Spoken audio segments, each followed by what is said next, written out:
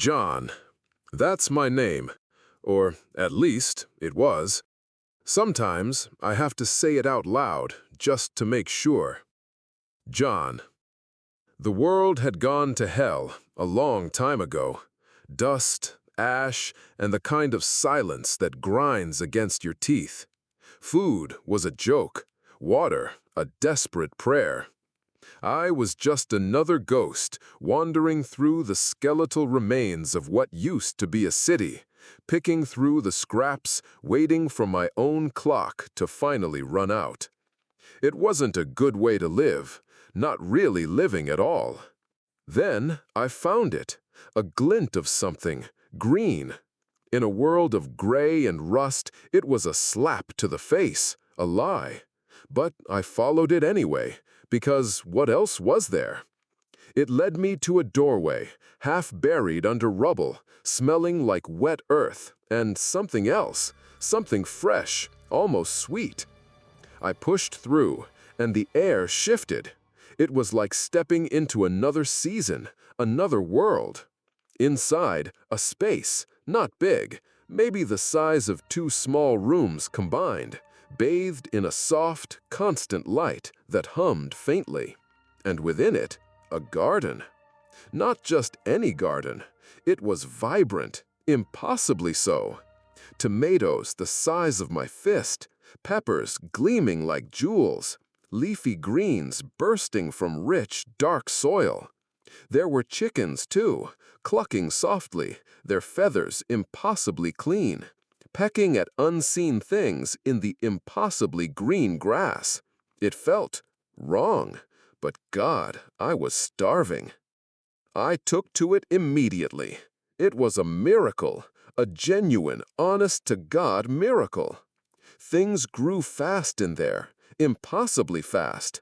A seed could sprout in hours, a full plant in a day. The chickens laid eggs, plump and white, almost as soon as I turned my back. I felt like a king, a god in my own little pocket of Eden.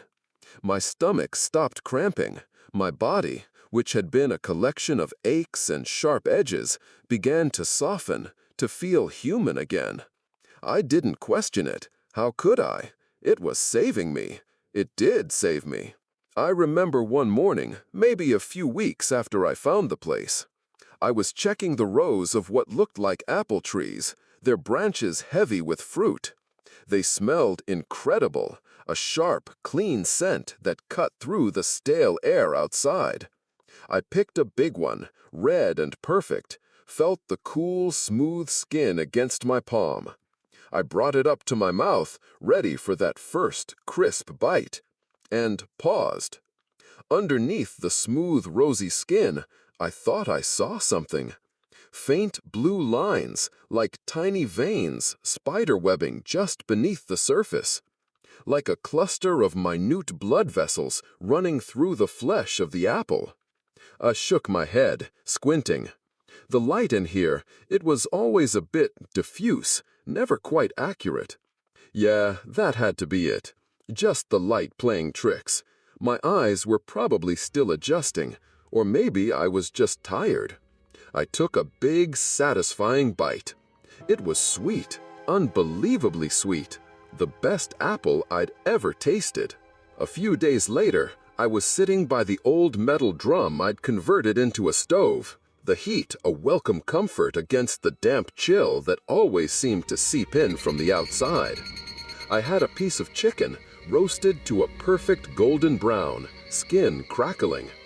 It was from the garden, of course. Everything was now. It was the only food that actually felt filling, that didn't make my stomach churn. I heard it then. A faint, almost imperceptible creak. From the corner of the room where the garden began, just beyond the tarpaulin I'd hung as a makeshift divider. It was small, a quiet, insistent sound. Like roots, slowly, patiently, pushing deeper into packed earth. I stopped chewing, tilting my head, listening. The sound stopped, just like that. Gone. But it lingered. A faint echo, Or maybe a phantom sensation rattling around inside my skull. Like the sound hadn't stopped in the garden at all, but had simply moved inside my head. "It's just the wind," I mumbled, to myself, to the quiet room, to the unheard sound. Just the wind rustling the leaves.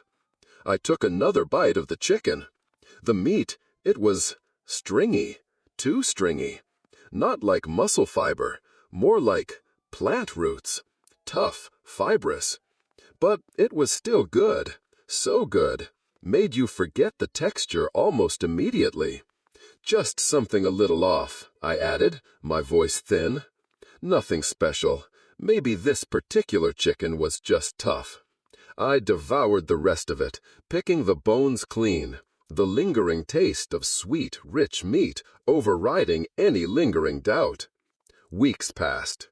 The garden flourished. My body, too, in its own way. I was stronger. I slept better. The gnawing anxiety that had been my constant companion, slowly, subtly receding. But then, there were the other things. One morning, I caught my reflection in a shard of broken mirror I kept leaning against a wall. My face, it looked pale, too pale, an almost sickly greenish tint to the skin. "Lack of sleep?" I muttered, touching my cheek. My fingertips brushed against something rough. The skin felt pebbled, uneven. And there, just beneath the surface, those faint blue-green lines again, like the apple, like tiny, intricate root systems stretching across my jawline, disappearing into my hairline. It felt like an itch, deep inside, under the skin, like something was trying to push its way out, like something was growing. I tried to scratch, really dig in, but my fingernails just skittered uselessly over the surface. They felt different too, hard, too hard, and the pale, sickly green of my skin seemed to have seeped into them. They looked like young bark, thick and unforgiving. "No way," I whispered, my voice cracked and dry. It wasn't just tired, it was hoarse, like I hadn't used it properly in days. "No, no, no, just overworked, that's all. I'm just seeing things, need sun." But the light in the garden was always bright, a constant, unnatural glow. I tried to eat, to remember what it was like outside before all this. I found an old can of peaches, dented and dusty, tucked away in my last remaining pack of supplies. I pried it open, spooned a piece into my mouth. It was sweet, yes, but tasted wrong, flat, bland, like eating cardboard. There was no depth, no life to it. My stomach clenched, turned. I almost threw up right there. "My body, it's gotten used to this already?" I asked the empty room, my gaze fixed on the vibrant, shimmering green of the garden. Was it a question or a horrifying realization? I wasn't who I used to be. My body was quietly, calmly redefining itself, adjusting to a different kind of sustenance, a specific kind. That night, lying on the cot I called a bed, trying to force myself to sleep, I heard the sound again. The creak, the rattle. Not just a faint whisper this time, not just inside my head. It was real, coming from right below me. Little rasps, hisses, faint squeaks, like roots, thick, gnarled roots, slowly, relentlessly, pushing their way through packed earth, through the old floorboards beneath my bed. The floorboards themselves seemed to vibrate, a low, constant tremor against my back. I could hear every scrape, every shallow tearing sound. It was under me. I knew it. My heart hammered, a frantic drum against my ribs. I wanted to move, wanted to bolt upright, swing my legs off the bed, run out of the room, out into the ruined world, anywhere but here. But my body felt heavy, impossibly heavy, like I was rooted to the spot, like my limbs were made of lead or something even denser, something that had decided not to move. I lay there, eyes wide open in the faint, ever-present glow from the garden that seeped through the divider, listening. The sounds grew closer. I knew it was right there, beneath me. A few days later, a strange thought drifted through my mind. The tomatoes, they looked thirsty, listless. They needed more water. I needed to irrigate them soon. Immediately, I heard it. A soft gurgle, then a quiet drip, drip, drip from the old corroded faucet I'd rigged up near the main wellhead inside the garden space. I spun around. The faucet, which I hadn't touched, was now dripping water, slowly, deliberately, as if it had heard me, as if it had understood. I stood there, frozen, my breath caught in my throat. Then it came, a whisper, dry, brittle, not from the faucet, not from the plants, not from the air, but from somewhere inside the faint, humming light itself, from the very space around me. Only I could hear it. Water, it hissed, a rustling sound like dry leaves skittering across cracked earth. Water is our life. It wasn't just a garden. It was listening. It was something more. It was a thing. I walked to the ancient, moss-covered well in the heart of the garden, the one I'd cleaned out and reinforced, the source of the pristine water. I bent over the circular opening, peering into the dark, still surface. My reflection stared back. No, not an illusion. My skin. Those faint blue-green veins were more pronounced now, like a delicate, intricate map drawn beneath the parchment-thin surface. My fingernails, those hardened, greenish bark-like plates, looked alien on my hands. I raised my hand, slowly, to touch the image of my face in the water. The reflection mirrored me, but it was delayed, a fraction of a second slower. A cold ripple, like ice water, ran down my spine. It was as if I was watching a faulty, ghost-like copy of myself. I jerked my hand back, but the reflection stayed, fingers still touching the water for a beat too long before retracting. I looked at my hand, the one I'd just tried to scratch the itch with. Almost instantly, a tiny root, thin and dark green, pushed up from the damp earth beside the well, snaking upward. It reached out, deliberately, and wrapped itself around my right index finger. It tightened gently. No pain, but I couldn't pull my hand away. It was stuck. I tried to use my left hand to pry the root off, but it clung tight, surprisingly strong. Then the root began to harden, to calcify. It transformed, right before my eyes, into a small, dry piece of wood, coiling around my finger like a grotesque ring. And my finger, the one it had just embraced, felt suddenly soft, limp, and paler, greener than ever. I was a bridge, that's what it was, a connection.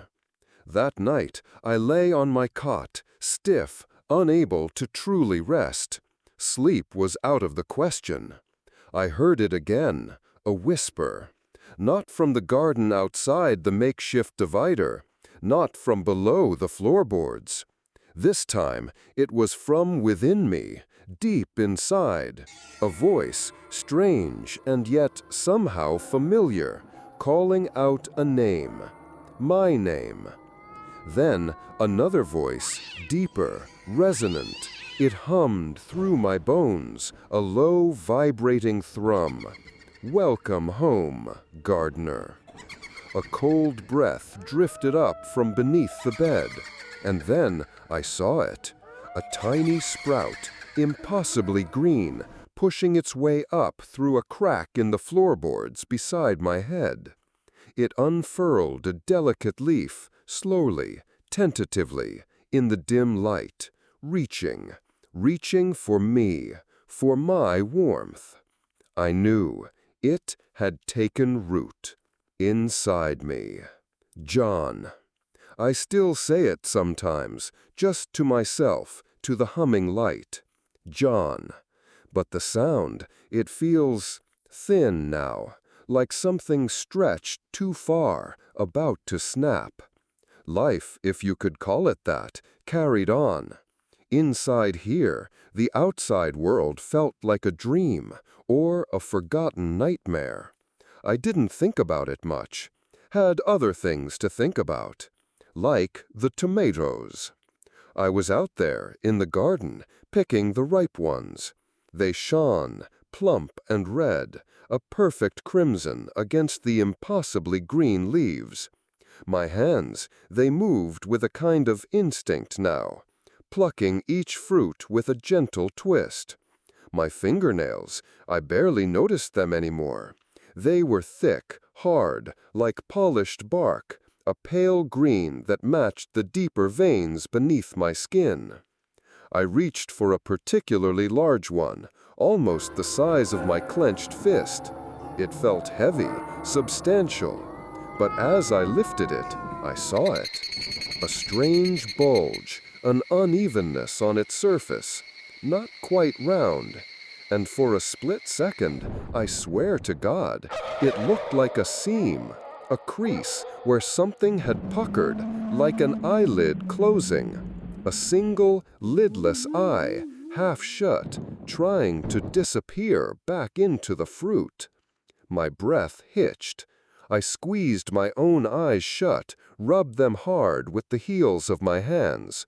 My vision, it wasn't perfect anymore, always a bit blurry at the edges, like looking through water. When I opened them, the tomato was just a tomato, just a normal ripe tomato. The bulge was just a dent, an irregularity in its growth. Nothing else. I sighed, the sound like dry leaves rustling in my own throat. My voice, I hardly recognize it. It's deeper, rougher, more like something that scrapes than speaks. Just seeing things. I tossed the tomato into the woven basket I carried. It felt too light, like the lie I was telling myself. Later, I was pulling weeds, or trying to. The weeds in here, they weren't like anything I'd ever seen. Tendrils that seemed to writhe, leaves like sharpened claws. They fought back, almost, as I tore them from the unbelievably rich soil. My arms, the hair that grew there now, was stiff, gray, like that tough, dry grass you see sometimes clinging to rocks. As I pulled at a particularly stubborn root, the hair on my forearms stood on end, all of it, like tiny needles, erect.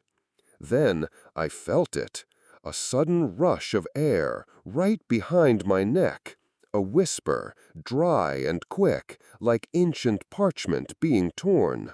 It was so close, I felt the phantom brush of it against my earlobe. As if someone had just spoken a word, right there. I spun around. Nothing. No one. The leaves of the surrounding plants rustled gently, a soft, almost rhythmic sound. No wind. Not inside this space. It never changed. God, I'm alone, I murmured, the thought a dull ache in my chest. The words hung in the air, heavy, before dissolving into the pervasive hum of the garden. And then it happened.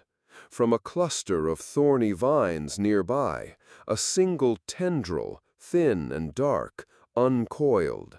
It moved with a slow, deliberate grace, reaching out. It wasn't fast, but it was direct. It snaked through the air, unerringly, and wrapped itself around my right wrist. Gently, not tight enough to hurt, just a light pressure. A slight tug, like a soft invitation. It felt cold, oddly, like damp soil. But at the same time, there was a strange, subtle warmth that seemed to seep into my skin from it. A living warmth. Does the vine know? I chuckled, a strained, humorless sound. My mind grasping for something, anything. Right, must have been alone too long, just imagining things. I tried to pull my arm away, but the vine simply tightened its hold, a gentle, insistent pressure. I didn't feel any pain, but I also felt no real desire to fight it. It was just there, part of the new normal. A few days later, I went to check on the chickens. They used to be plump, their feathers clean and almost iridescent. Now, not so much. I still fed them, still collected the eggs, though the eggs were different. Slightly green-tinged, with shells as hard as stone, almost impossible to crack. But the yolks, they were a vibrant, luminous orange. And the meat was, well, I still ate it, still tasted good. This particular chicken, the biggest one, it just stood there. Usually they'd peck at my boots or cluck for food. This one was still. Every feather had fallen out, leaving its skin exposed.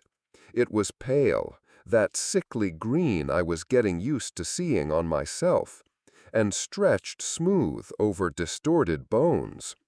From its back, between the shoulders, a sharp, white bone protruded, rigid and clean, as if carved from ivory. It didn't flap its wings or move its legs. Its eyes, oh God, its eyes. They were completely black now.